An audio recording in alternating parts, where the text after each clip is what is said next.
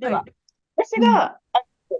もうなんか初めて風水というものを今回、理香子さんとお話をさせていただくということで、柄にもなんかお勉強させていただいたんですけど、ちょこっとだけ、もう一夜漬けみたいな感じなんですけど、風水というのは中国で発祥した環境学であるっていうふうに書いてあって、ほうと思ったんですね。すごく面白いと思って、で、環境学っていうのは、人と地球、環境の密接な結びつきを理解し、共存を図る。持続可能な発展を目指す。これはどこから見させていただいたとか言った方がいいんでしょうかね。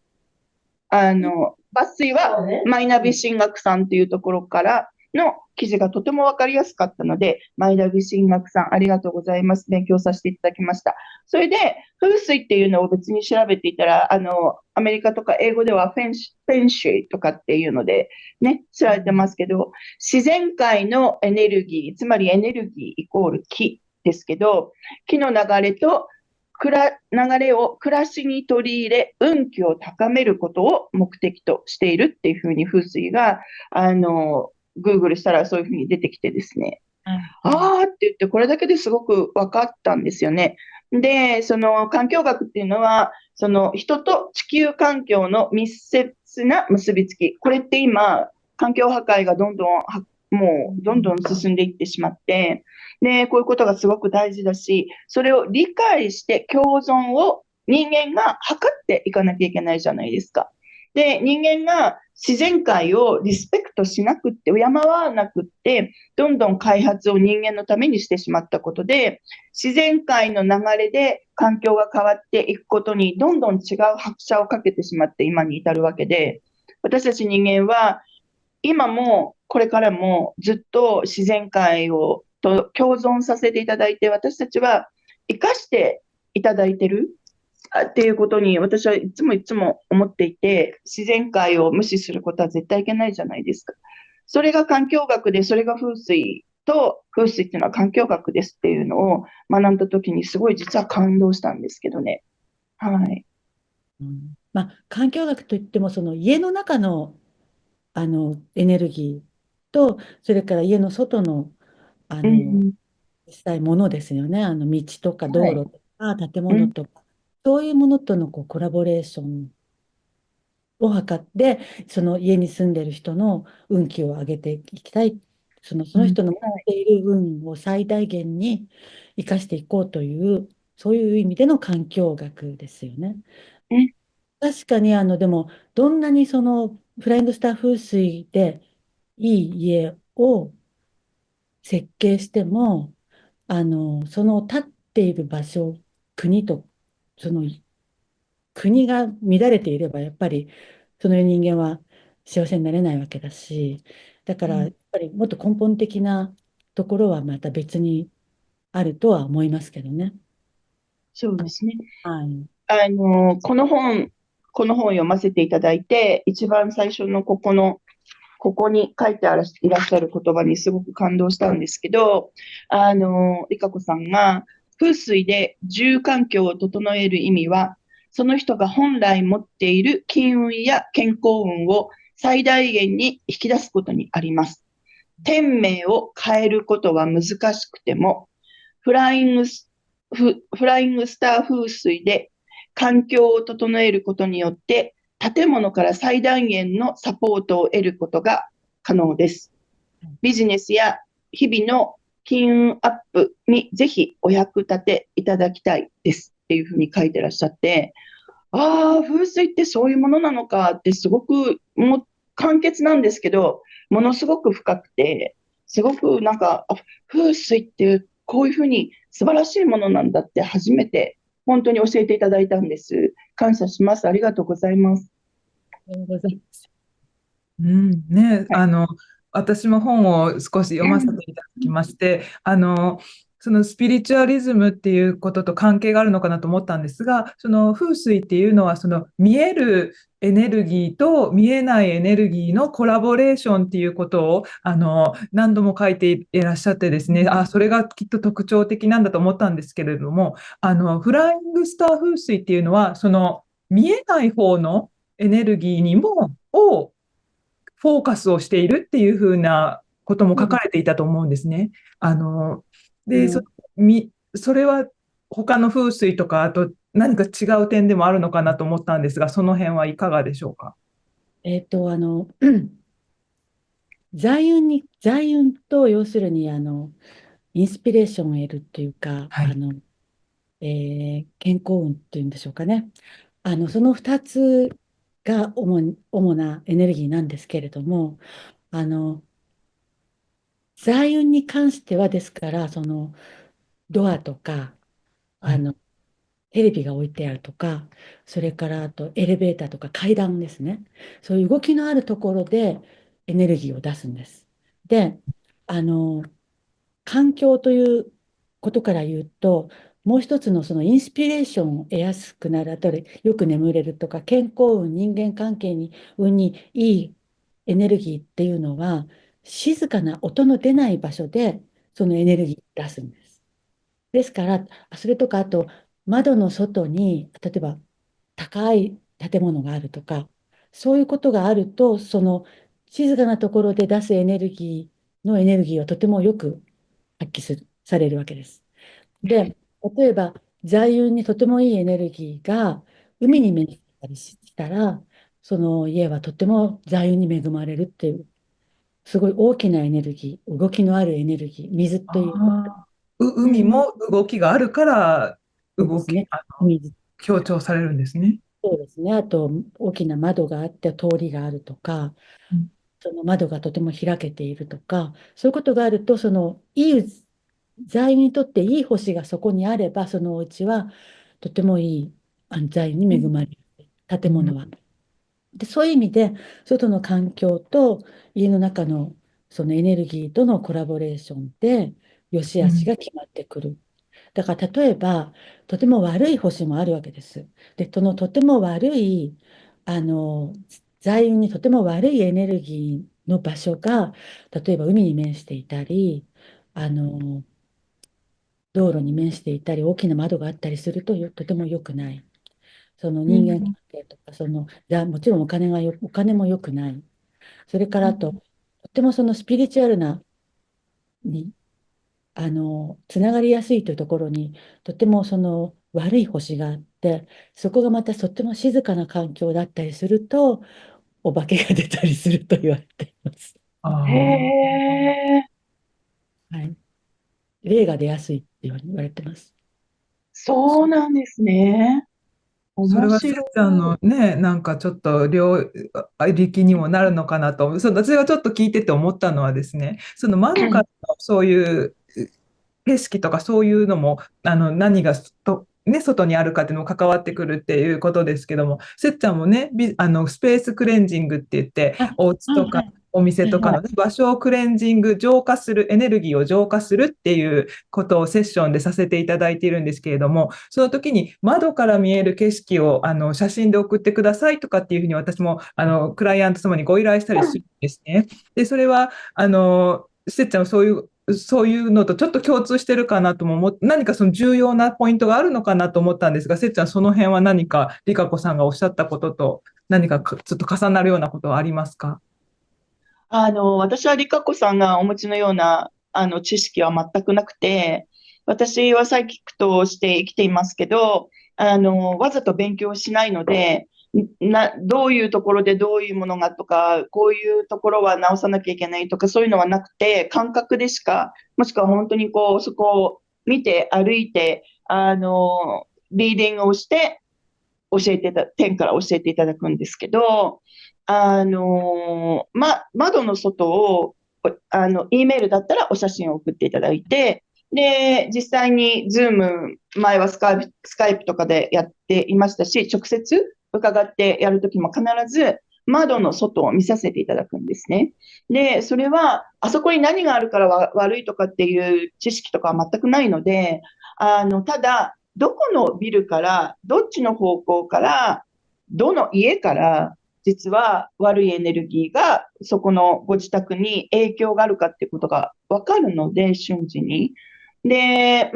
細かく言うと、あそこのうちは喧嘩が絶えないとか、あそこのビルは何か多分ちょっと環境に悪いことをしてるとか、そういうことが分かって、大体特にベランダとかドアとか、まあ見えたりとかしますけど、あとは建物全部ですけど、遠くにあるものでも、特に窓から見える景色の中で、あのビルは、あそこの部屋はちょっとまずいとかっていうのが分かるので、そこからの影響がないように私はブロックをさせていただくんですね、ある意味。そこの私が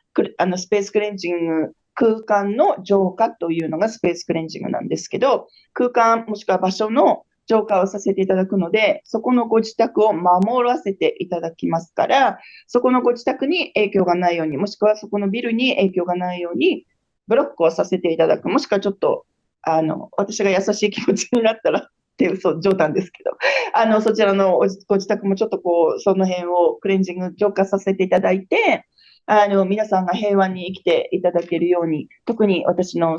お願いをしてセッションをお願いしてくださったご自宅、ご家族は必ず守りたいので、そういうことをさせていただくだけなんですけどね。窓の外に何があるか、どういう方たちが住んでいて、どういう企業があって、どういう感情で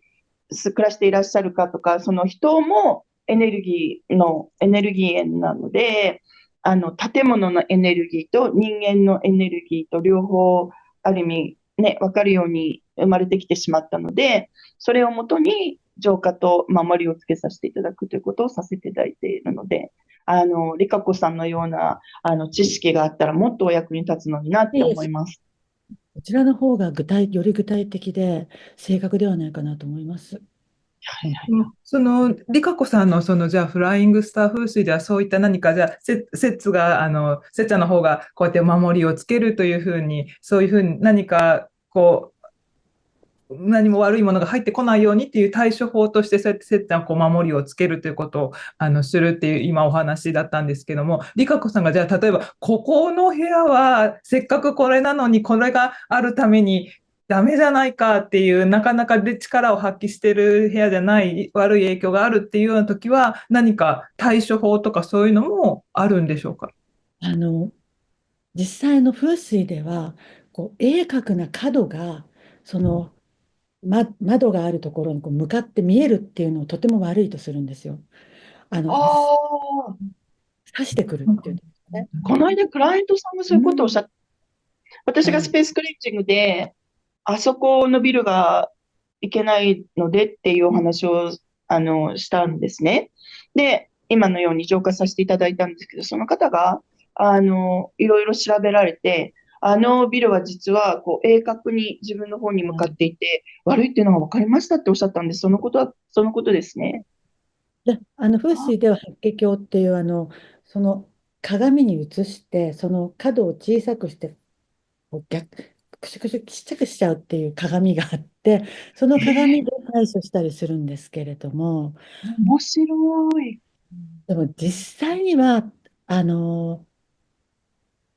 一軒だけものすごく鋭利な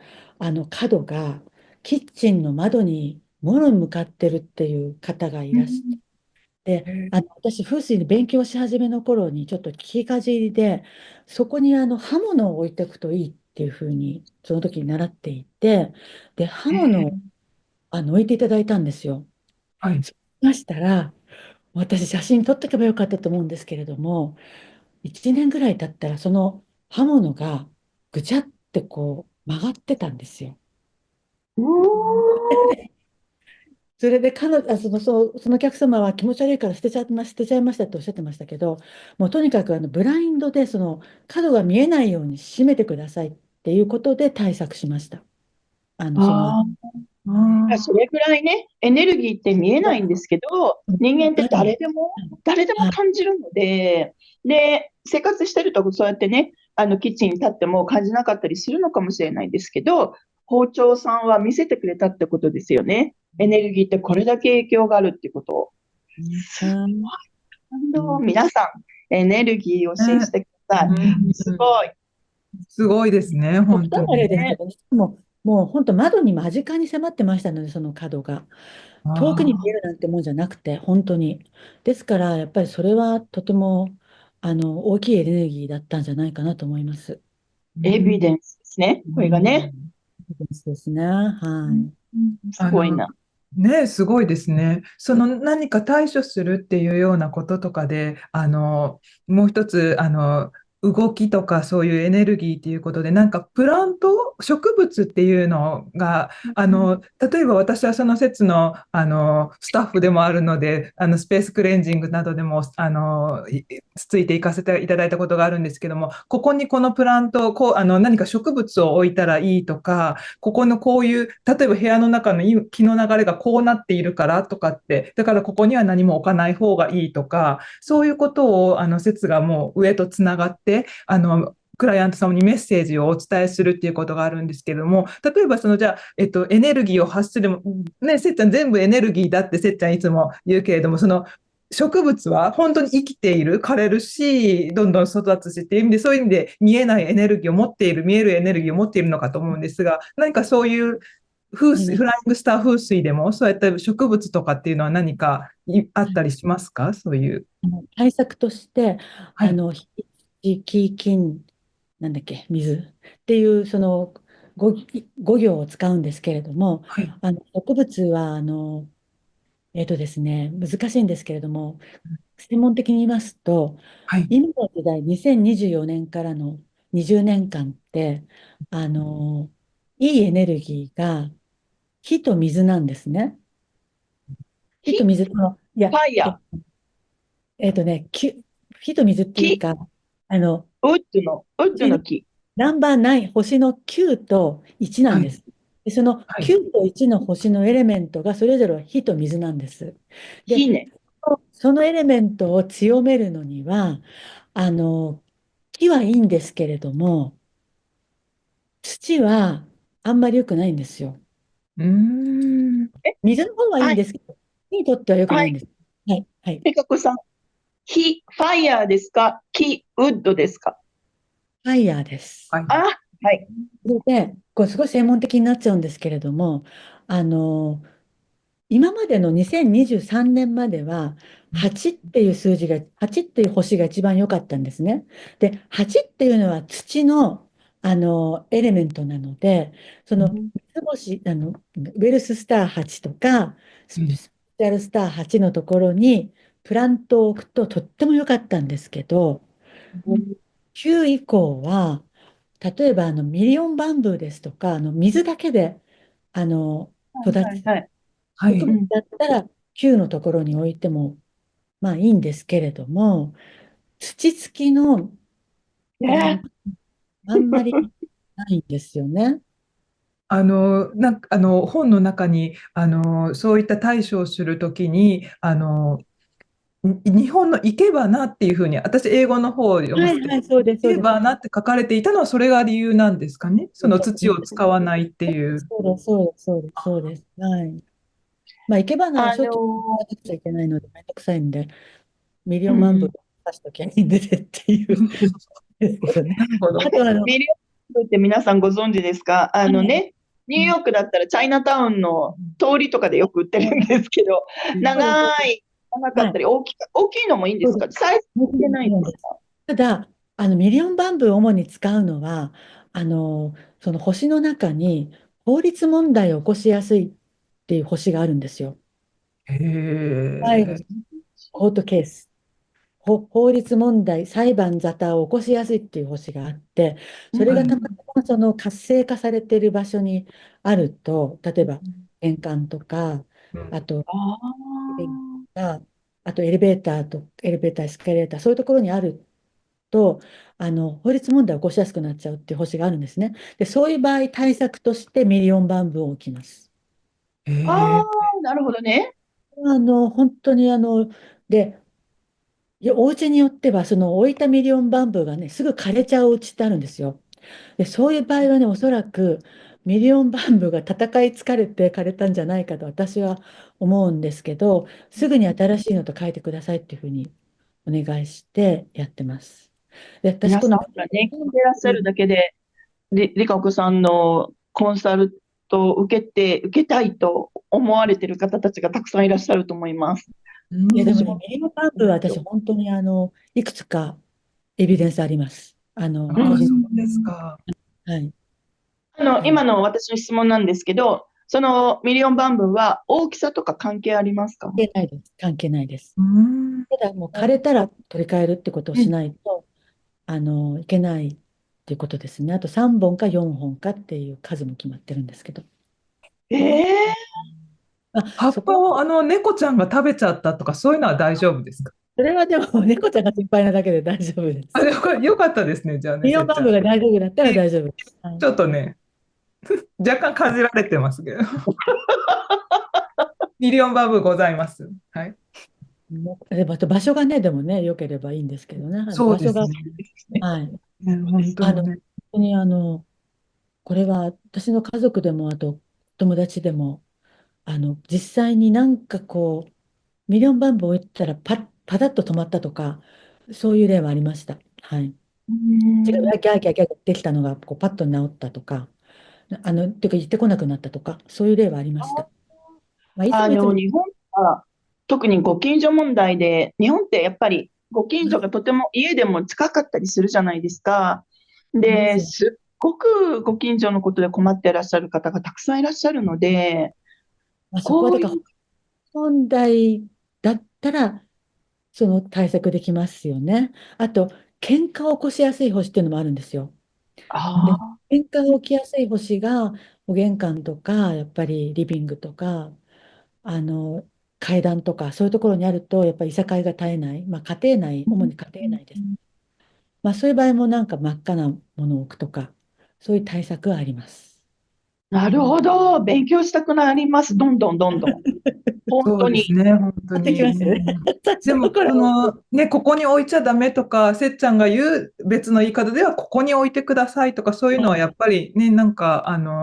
見えないエネルギーで、はい。た共だ、通しているのかなっていうふうにちょっと思いましたね、そういうふうにね。ただね、本当不思議なのは、とても運がその時いい方、まあ、一生運がいい方っていらっしゃらないので、まあ、その時たまたま運がいい方だと思うんですけれども、そのお家に伺った時に、風水対策をなさってるんですよ。例えば、うん。ここには赤いものがいいってところを真っ赤に塗っていらっしゃったりとか、うん。そういうことをなさってる方がいて、やっぱり多分なんかインスピレーションで分かったんじゃないかなと思ったんですけど、ここには赤いものを置いてくださいって私が間取り図見ながら言いましたら、なんかご家族が顔見合わせて、さっきそこ見ましたって言われたんで、見てませんって言ったら連れて行かれて、靴箱が置いてあったんですけど、真っ赤に塗ってあったんですよね。ですすから、ごい。運のいい方ってやっぱりなんかこう、インスピレーションでわかるんじゃないかなと。うあと、すごくいいん。とこ行ってらっしゃったりとか、ご自分が自ら動いて、うん。そういうことは、はい。はい。風水の、特徴として、気の流れを物の位置で制御する思想っていうことが風水の特徴っていうふうに、Google さんでは出てきたんですけど、今の、面もあります、もちろん。例えば、うん。玄関ドアと、それから家の対角線上の窓が一直線になってると、お金がバーッと漏れてしまうっていう、あの、そうなので、間に植物を置いたり、ドアを置いたりした方がいい、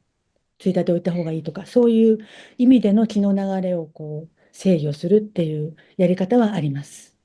今これを聞いて見てくださってる方々は、今めっちゃチェックされてると思うんですけど、ご自分でどうって見てらっしゃると思うんですけど、私も後で見ようと思います。ありがとうございます。すごい、もう知りたくて知りたくてしょうがなくなりますよね。いや、でも、面風水が白いです。全てではないので、本当に、全てではないと思います。私もやってきた結果。もちろん、環境から最大限のサポートは得られますけれども、あの、シルバーバーチさんがおっしゃってるように、人生は戦いの連続で、あの、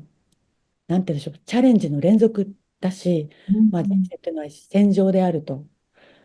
いうことがやっぱりベースにあるので、そうのん。現状にいながらも、その環境からのサポートを最大限得られる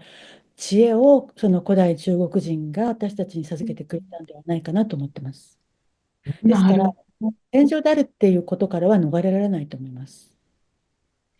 生きていくって大変ってことですね。ですね。でも、例えば、手術をするんでも、麻酔するのとしないのでは違いますよね。だから、麻酔するぐらいの効果はあるんじゃないかなと思ってます。私すごい面白い体験がありましてですね、面白いっていうか、とても興味深い体験なんですけど、そのスペースクレンジングというバーの浄化をさせていただいて、守りをつけさせていただくっていうセッションがあるんですけど、長年ニューヨークに住んでいて、もちろん風水がお好きで風水を勉強されている方たちでたくさんいらっしゃるわけです。ですが、マンハッタンで、ニューヨークのマンハッタンで、お二人、一人はアメリカ人の方で、お一人は日本人の方が、ものすごく風水をとっても真面目に勉強されていらっしゃって、お一人は風水の先生をやってらっしゃったんですね。で、お一人は、なんか先生というよりも、コンサルタントみたいなのをやってらっしゃったと思うんですけど、そのお二人が、風水をずっとやってるんです。風水を仕事にしてますって方がご依頼くださったんですね。で、スペースクレンジングをしてほしいと言われて、まず、風水をやってらっしゃるのに、スペースクレンジングって思った不思議だったし、私は風水のことは今でも全然存じ上げないんですけど、でも、風水をやっていたら、やっぱ家とかすごいこう完璧に守れる、もしくはこういろいろ直せるってことぐらいは知っていたので、直接伺うセッションだったので、直接伺ったんですね。で、そしたら、お二人とも、私、入ったらもう、めっちゃ風水は本当にやってらっしゃるんだってわかるぐらい、もう天井からいろんなもの、こう、赤いものとか、なんかこう、ぶら下特にマンハッタンって、狭い部屋が多いので、お一人の方はぎっしりいろんなものがとっても高価そうなものがたくさんあって、で、見るからには、この家で悪いことはできないなみたいな、多分泥棒とか入ったらまずいと思うのか、全部持っていくかどっちかだと思うんですけど、ともかく入ってただごとではないっていう部屋だったんですね。で、もう一人の方はすごくすっきりされていたんですけど、ところどころに、もう必ず風水をやってらっしゃる方なんだなって本当にわかる、私でさえわかる感じだったんですけど、お二人とも私、風水のことはもちろん全くわからない状況だったので、本当に失礼なことしたかもしれないんですけど、ものすごくいろんなものを動かさなきゃいけなかったんですよ。で、これはもう、このもの、置いてらっしゃるものが良くないので、申し訳ないですが、捨てていただくこととか、できますかっていうことがいろんなお家であるんですけど、私のクライアントさんたちって本当に奇跡的にいい方たちが多くて、素直な方たちも多くて、他のスペースクレンジングでもそうですけど、皆さんすごい素直にされるんですね。申し訳ないぐらいなんですけど。でも、本当にやってくださるんです。で、こんな大きい、なんか、本当に高い水晶の玉とか、それこそ風水で見るような、とても色とか、形とか、すごいとても特殊なものとかもたくさん置いてらっしゃったりするんですけど、すごいちょっと大改造みたいになってしなきゃいけないこととかあって、で、まず、さっき、リカ子さんもおっしゃってくださったんですけど、風水でちゃんとハッピーなら、多分私のセッション受けられないじゃないですか。ましてや、スペースクレンジングなんて場を浄化する、守るっていうことなのに、これだけ守りをつけてらっしゃるのに、何かあるからなんだなって本当に思ったし、そこは私は詳しくは聞かなかったんですけど、あるからおっしゃってくださった、依頼してくださったわけで、すごく面白い体験をだったんですね、私にとっては。で、風水で決まってることを決まってる通りにされてるはずなのに、これは動かしてください。これはここに移動してください。これは申し訳ないんですけど、この子がもうちょっとクレンジングしてはダメなので、手放すことできますかとか言っても、本当に素直に全部やってくださって、いい方たちだったんですけど、その後ハッピーなのを知ってますし、それからアメリカなんですけど、ニューヨークではない違う州で、大きなお家なんですね。で、ご夫婦が住んでいらっしゃって、で、とっても有名な、えー風水の先生と言われる、中国人の女性の方に家を建て直すときに全部デザインをしてもらって、設計から全部関わってもらって、リノベーションをしたとおっしゃったんです。で、浄化を頼まれたんですね、私ね。で、まあ、そんな先生に多分ね、お金だって、経費もすごくかかったと思うんで、費用もすごいね、高いお金を払われたと思うんですけど、全部屋を見てもらったっておっしゃったので、で、その人が言う通りに建てたっておっしゃって、また私はそういうところに行って、浄化をさせていただいていいものかって思いながらそういう時にも行くんですけど、行ったら、本当に大変だったんです、お家が。で、大変っていうのはどういうことかっていうと、なんでここに階段があるんですか？なんでここはこうして閉じてるんですか？なんでここの窓で、大体まず庭の木とか全然手入れされてなくて、お水もなんか、お花とか植物を大事にされ、まあそれは住んでらっしゃる方ですけど、大事にされないこと自体土地とつながってないじゃないですか。なので、まあそういうことをその先生がおっしゃったかどうかわからないんですけど、家の中とかも、で、まあご夫婦が本当にお幸せではなかったんですね。で、いろんなとても、困難なことが起こられていたので、ご依頼くださってありがたかったんですけど、ご病気もあったし、なんか、こういうふうに、だから風水にとって私はネガティブな印象はないんですけど、やはりこういう、なんて言うんでしょう、本当に先生でとっても勉強された方が、そういうふうに私のセッションをご依頼くださって、私が直さなきゃいけなかったっていうのが、すごくちょっと不思議だったんですけど、これって、もちろんその人たちの家も見てらっしゃらないので、何とも言えないかもしれないんですけど、風水を本当の風水を教えてらっしゃる方が、エビデンスをちゃんとご存知の方であるリカ子さんから見て、こういうことってどうして先生たちにも起こったりする、もしくはそういうふうに人様の家をこう設計っていうか、それにも関わってらっしゃる方の家でどうしてこういうことが起こるんでしょよくその中国人の方がどういう風水なさったか分かりませんけれどう？も、あの、正しくないっていうか、私自身、やってみて、全くおかしいっていうか、なんていうのかな、効果を感じられない風水術というのも世の中にはたくさん流通してるんですよ。うん、だからもしかしたら、そちらの方の風水うん、術をお使いになったのかもしれないし、それは本当見てみないとわからないですけど、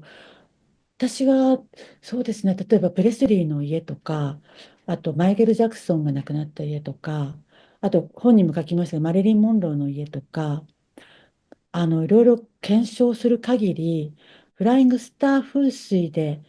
見れば、大体正確にその住人が幸せかどうかは、